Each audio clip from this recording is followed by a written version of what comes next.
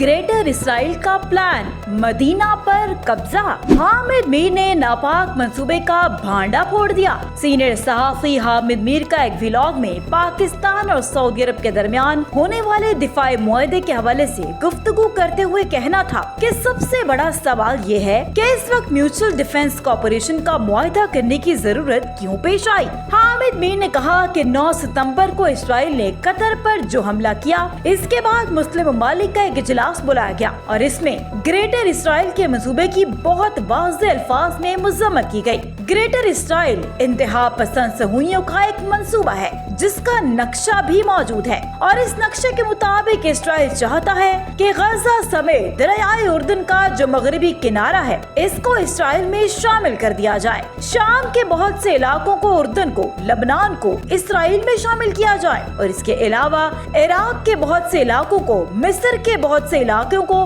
और सऊदी अरब के कुछ हिस्सों को भी ग्रेटर इसराइल के नक्शे में शामिल किया गया है। जबकि कुछ मगरबी यूनिवर्सिटीज में ग्रेटर इसराइल का जो मैप है इस पर काफी रिसर्च के बाद ये बताया गया कि सिहोनियों ने अपना असल ग्रेटर इसराइल के नक्शे में कुछ जगहों को शामिल किया हुआ है जिसका वो बताते नहीं हैं और इन जगहों में सऊदी अरब के बहुत से शहर समेत मदीना पाक भी शामिल है। हामिद मीर ने कहा कि इसराइल के कतर पर हमले के बाद अरब ममालिक को ये एहसास हुआ है कि हमने तो अमेरिका को अपने ममालिक में फौजी अड्डे इसलिए दिए हैं कि अमेरिका हमें सिक्योरिटी फराहम करेगा, लेकिन अमेरिका के फौजी अड्डे होने के बावजूद इसराइल ने कतर पर हमला कर दिया और फिर अरब ममालिक को एहसास हुआ कि अमेरिका को अड्डे देने का मतलब ये नहीं है कि वो हमारी हिफाजत करेगा। इसलिए बहुत से अरब ममालिक अब पाकिस्तान की जानिब देख रहे हैं और इसीलिए सऊदी अरब ने पाकिस्तान से ये दिफाई मुआहदा किया है और आने वाले दिनों में कुछ मजीद अरब ममालिक भी